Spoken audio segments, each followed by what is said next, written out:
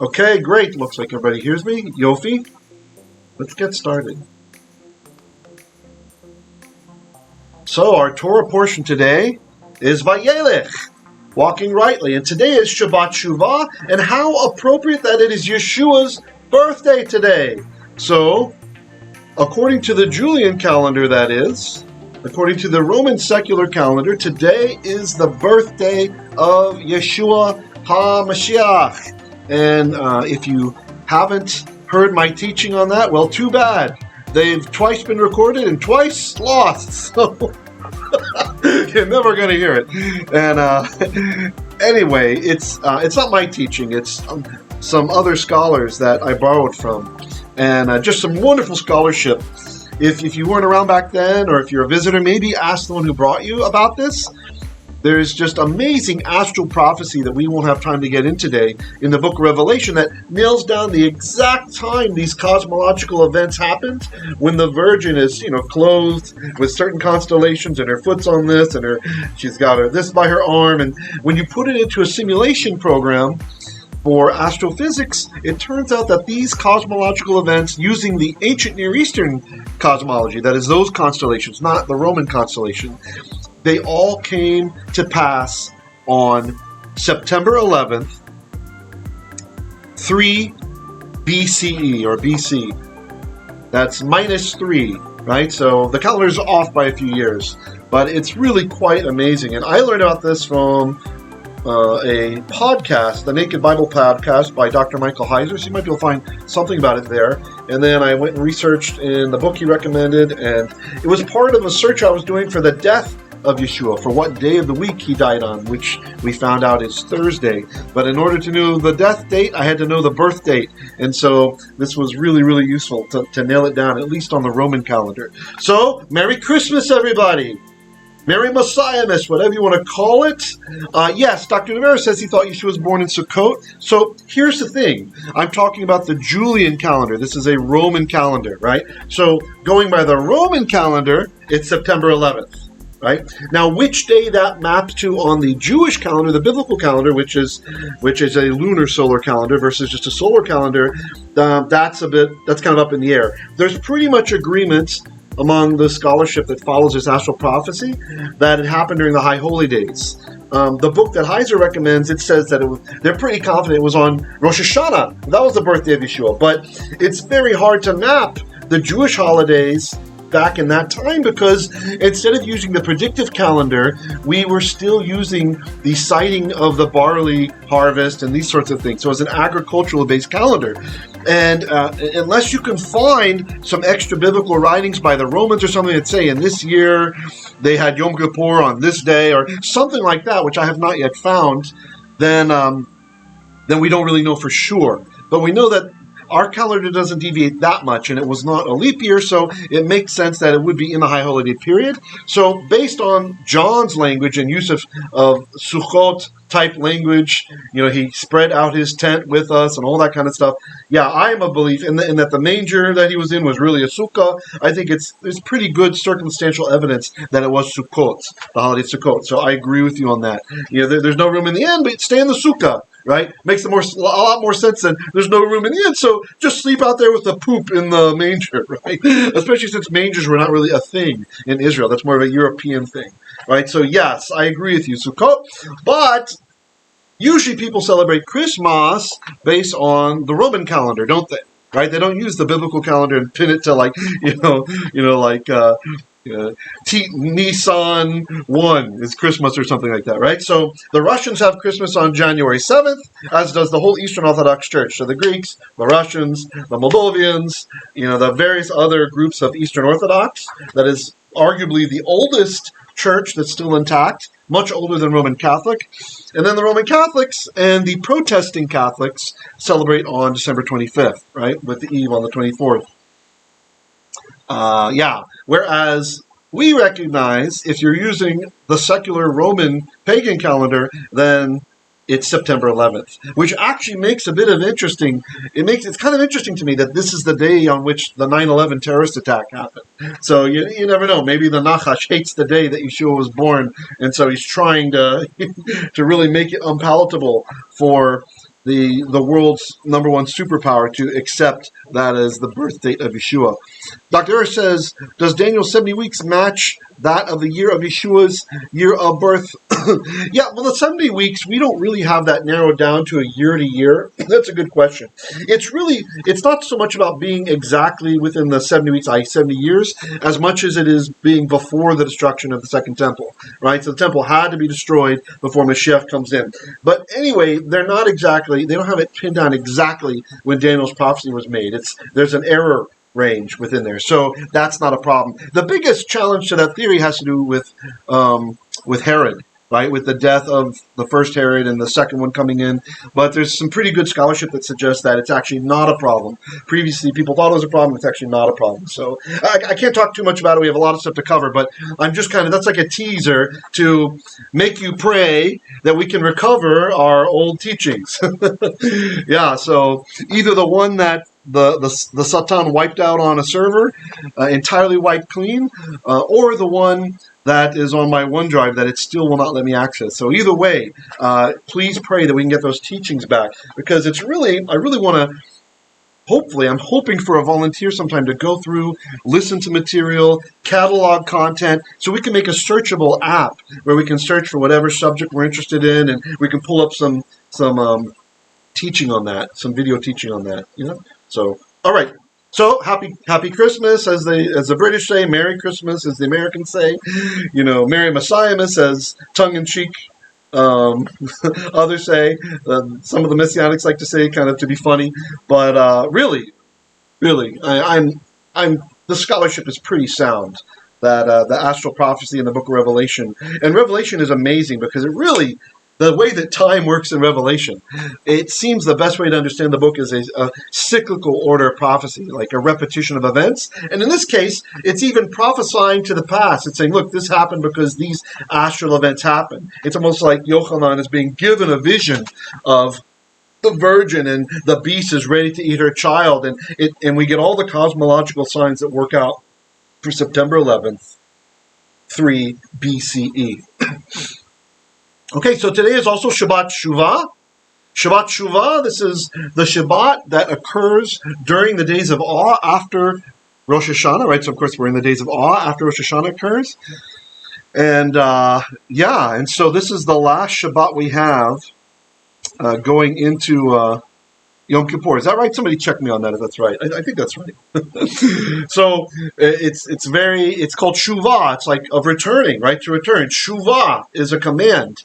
It's actually with a hey emphaticum at the end. So it's like return, exclamation point. So the Shabbat for returning, Shabbat for repenting. There's a few days left before Yom HaKippurim, before our fates are sealed for the next year. Of course, we don't fully go into predestination. We're not believing that like every aspect of our life is controlled by Hashem. We're robots or something like this. There is very much free will. But it is the belief of Kol Yisrael that the major events of the new year, i.e. really the dominant theme, are you blessed or are you cursed in this next year, right? That those get sealed.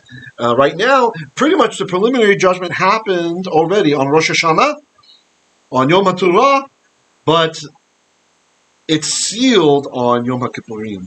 So there's still time. There's still time to become a better person, to at least make a pledge to be a better person, at least make a plan on how to improve. So let's get started real quickly. I wanted to go through with a psalm today, B'ezrat Hashem. Okay.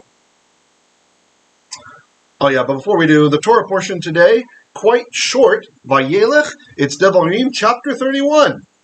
Okay, and that's it. And by the way, we have the first two aliyot already out there on our YouTube channel, the Hebrew Literacy channel, the Shadow Band channel, but may it be His will that it will be no more. And I have a triple confirmation that it's shadow banned because I experimented clicking on promote video so I could pay YouTube to advertise a video. And guess what? For like the last 6 weeks, that page is always broken. Mysterious. How mysterious. So yeah, they're not allowing it to be promoted because, well, they're banning us. So anyway, but I think that's kind of evidence that what we're doing, we've got the right message, that the enemy wants to silence us. So Haftarah is Yeshayahu 55, verse 6 through 56, verse 8, and we will do chapter 56, 1 through 8, if we have time at the end. I've got it in there, depending on time, seeing how things go. And because it's Shabbat Shuva, there's also Hosea, chapter 14, 2 through 10. And there's also Micah, chapter 7, 18 through 20. And there's also Yoel, chapter 2, verse 15 through 27. And we will not have time for all of those, but I definitely will touch on Hosea a little bit, a few of those verses, because it is just so powerful. Maybe I'll change it, we'll do them all, depending on how time goes. So there's a very interesting psalm, which aligns nicely to the Torah portion today. It's Psalm 12. Psalm 12.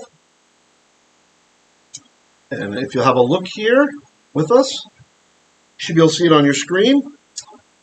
And it goes, Lamatzech al hashminit mizmor leDavid.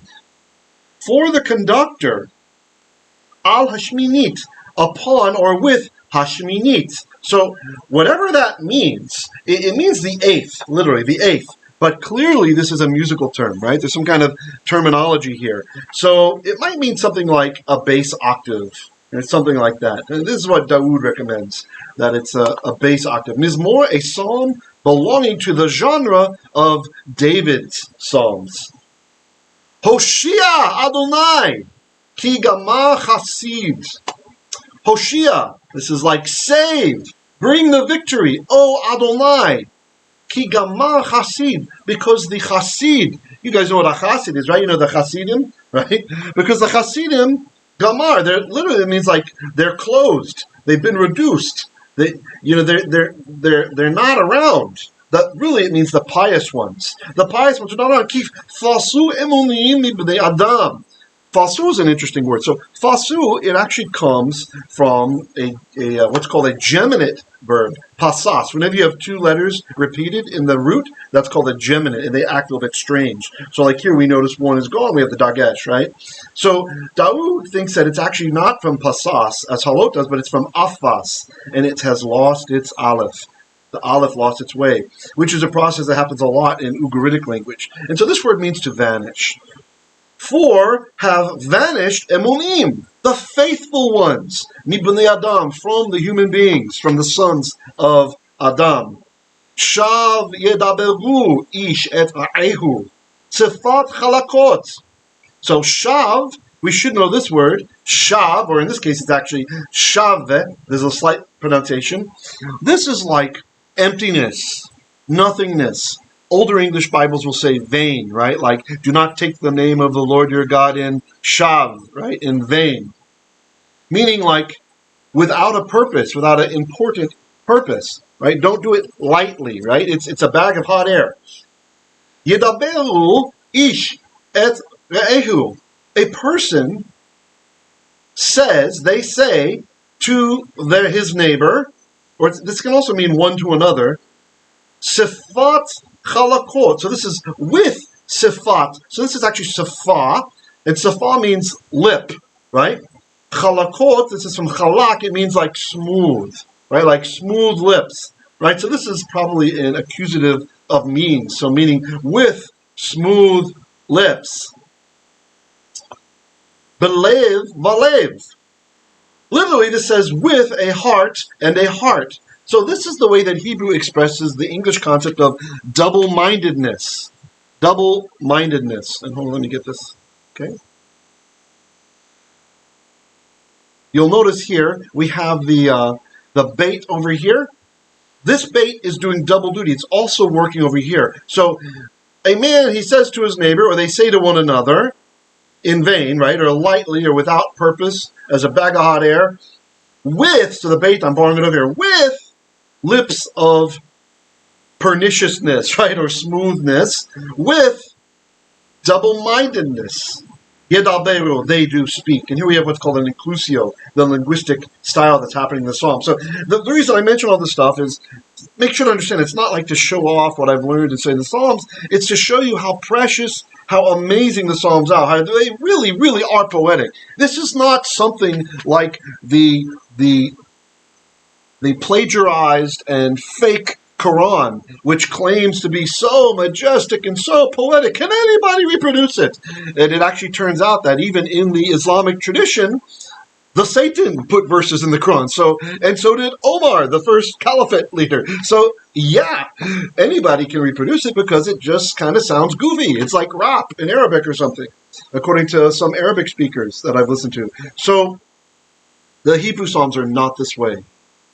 I can imagine that this might be something that the young Muhammad heard and sought to duplicate. But the Psalms are so deep. You could study the Psalms for decades, and there would still be more patterns to see, more intrinsic beauty to see. Yeah, like insincerity, Dr. Vera. Yeah, double-mindedness. It's like insincerity. It's like having a double mind. This is what Rav Shaul addresses a little bit, right? And we also have other prophecies where the prophet says, "Oh, I wish you were hot or cold, but because you are lukewarm, you are kina, your sukkah, your vomit in my mouth." Right? So that's the double-mindedness. On the one hand, I think I'll be over here and I'll hang out with these sleazy people, right? Because they're kind of funny and it kind of appeals to my Yetzer Hara, and I like to feed my Yetzer Hara sometimes. And on the other side of things, you know what? I think I really feel like being holy today, right? This is double-mindedness. Literally, with heart and heart, right? Because the heart represents the mind in biblical Hebrew understanding. Yachait Adonai kol siftei chalakot. Adonai will cut, right? From karat, he will cut. Or may it be that he will cut. Probably with just a force there. Kol siftei chalakot. All lips of chalakot. And again, it could be smooth lips, or this could actually be related to chalak. We have in Ugaritic the same word. Chalak means to destroy, right? So it could be like pernicious lips. We probably have a double entendre happening here. We have the smooth up above, and then we have the flattering lips, right, up above, and then you have the destroying lips because they speak lashon hara, right? So they kill people, they kill their personalities. And of course, here we get, it's actually even more than simple lashon hara. It's motzi shemra. It's not just repeating something that's true about somebody, but telling lies, because look what it says. Lashon medabert gedolot. So these are a tongue, which speaks, medaberet gedolot. So when you look at gedolot, you might think, oh, great, like big things, right? Big things? No, that's not really what's happening here. This is instead, it's not gadal number 1, which means to be great. It's gadal number 2. Oh, and actually, let me put the chalak note up there, sorry. Chalak, in case you're interested in the Ugaritic stuff. To be parish. Right? Okay. So the gadal number 2 means to be twisted, like to twist rather. Nigdal is to be twisted. Gadal, to twist. And the PL actually has this idea of also to twist. And this is actually, we have a synonym for tzitzi. Right? So we have the tzitziot, and another place they're called gedilim. They're like the twisted things, which is a biblical hint that they're supposed to be twisted, not just hanging as straight strings, right? So I'm talking to my Hebrew roots friends out there, oh, why do you just twist them, right? Some people, they just like to have the string. Well, look, the Bible itself says they're supposed to be gedilim, twisted things, right? It's another word for tassels. Tassels are gedilim. Well, here, gedilot, this is in all likelihood like perversions, right? Something that's twisted, since usually biblical Hebrew uses veering off the course and having swervy patterns and being crooked and all that stuff to have to do with perversity. So a tongue which speaks perversions. Asher amalu leloshoneinu nagbir sifatenu eitanu. Who, they say, or they said, with our tongues, lamed can mean with in poetry. With our tongues, nagbir, we will be great. We will act as we are great. Sifatenu, with our lips, itanu. Now, itanu is interesting. You see, I've got it marked there for alternate spelling. Let's take a look here at the note. Oh, okay. I actually had a note on the lev valev. There you go. The double-minded, double-hearted thing. Leave that note. You can read it if you like.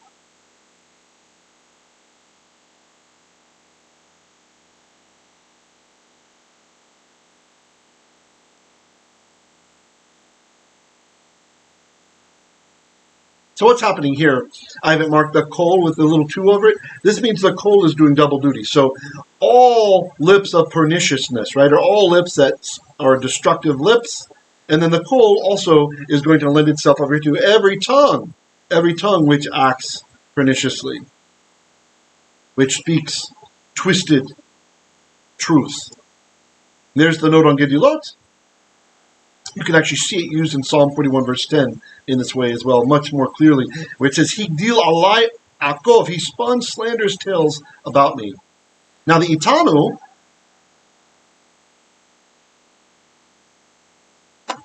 if you change the pointing instead, and this is Daoud, notice this, Mitchell Daoud, it can mean actually our weapon. If we say itenu, right? It's actually from an eighth, one of these things that you use to dig a hole in the ground, but it also could be used as a weapon. It's a cutting instrument of iron, usually translated like plowshares, right? And here's the various verses where you see that. So our lips are our weapons. Mi adon lano, who is master over us, right? So there's such arrogance. And usually you find this with people who love to spin tales about others. Usually there is a great arrogance in such people, because really when we do that, we're judging others, aren't we? It's the root of it. We're judging others.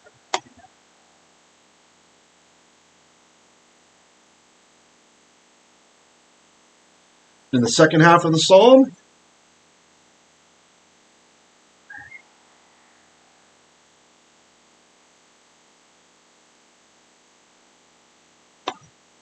Mishod aniyim uncut. So mishod. So what's happening with shod there?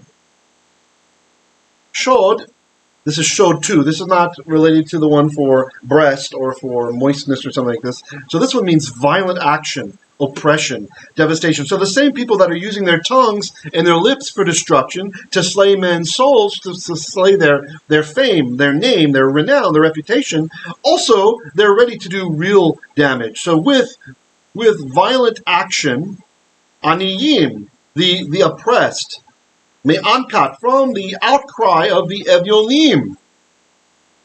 And evyonim is quite an interesting word. This is in all likelihood an Egyptian loanword, coming from the root ava, to be needy. In Coptic it survives as ebyen, and we also have it in Ugaritic as well. The anach, this is related to sighing, right? Sighing. So it could be the outcry, but it could be the sighing of the evyonim, the needy ones, those who do not have money even for bread or rice. Ata akum yomar Adonai. Now I will arise, I will get up, I will stand up, says Adonai. Ashit b'yesha yafiach lo. It's okay. I have a cat on my lap. He's freaking out for something. What's up? What's bothering you? Maybe I'm shouting too much. Sheet here means to place, right? The idea is, and together with yesha, it means like to give security to. Literally, I will place in salvation or in security. Yesha. Yesha is a synonym for Yeshua, right? So Yeshua with the he at the end is the feminine word, and then yesha is the masculine word, right? But together they're kind of idiomatic. Ashit b'yesha, I will set or I will place in security. Yafiach lo.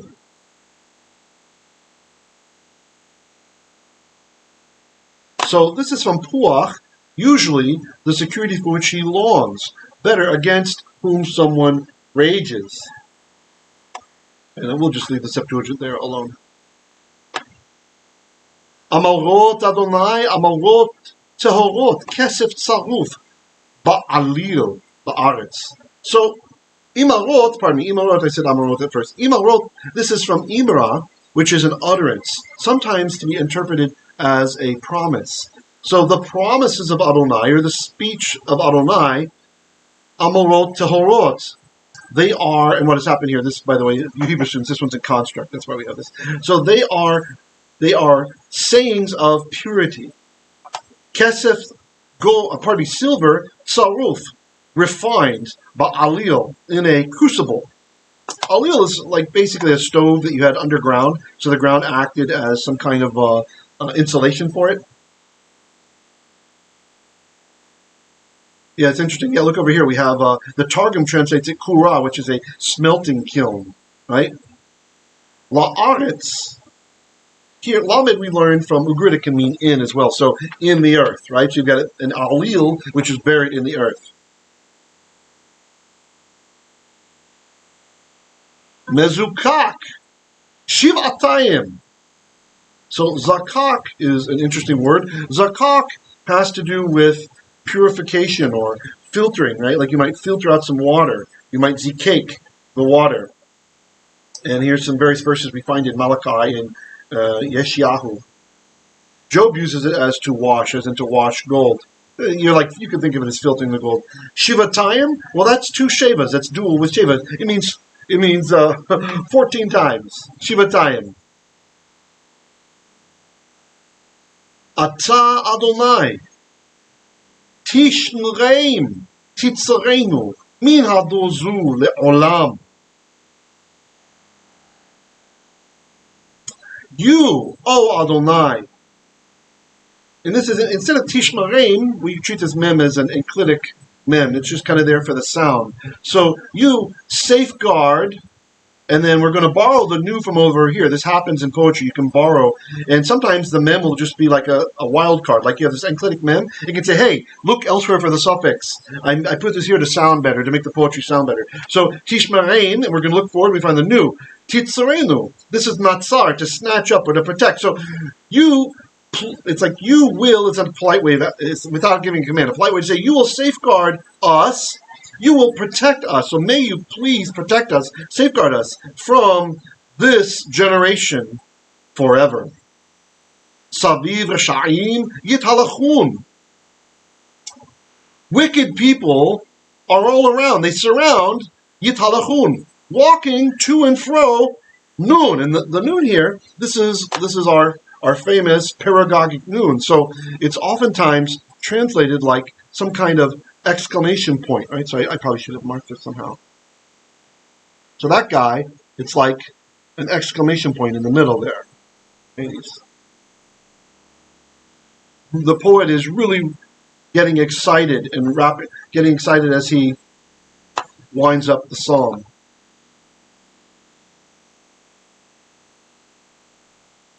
Kerum zulut livnei adam. Kurum. So kurum, this is by the way, the Olam, I left something out. The Olam, this is probably what we call a divine epithet. So probably this is, instead of forever, it could be like, the Lamed is probably a Lamed Vakitim, right? So we'd say like, oh, Olam, oh, eternal one. So Olam is actually one of the divine titles for God. We can call him Olam, the eternal one. You are the one who reigns for eternity. You are the one who is forever and ever with us. Now, Zulut is a little bit harder to translate. In Jewish Aramaic, this means something like a bad opinion, like a low opinion, or if you're haggling, Zol is a low price, right? So this might mean something like vileness, right? Like to be vile, right? And the Karum, you probably recognize the root there, right? The root is like to be high, right? So like exalting. So the vile ones who are exalting, or as the vile ones exalted themselves, livnei Adam, the sons of man. So the basic idea is that you have these bad people that the psalmist has been talking about. They are now in high places. So it ends on kind of a negative note, right? It kind of ends on a realistic note, the way that things are. But it's still a plea to Olam, a plea to the eternal one. This one right here, the Olam. I should have put a crown on there, right? It's like a king's crown. That helps. Oh, eternal one. Okay, so let's get on with our... Oh yeah, we have something in the Septuagint actually, which is interesting. There is some differing here. But I think I'll leave that out. It's fine. Don't worry about that.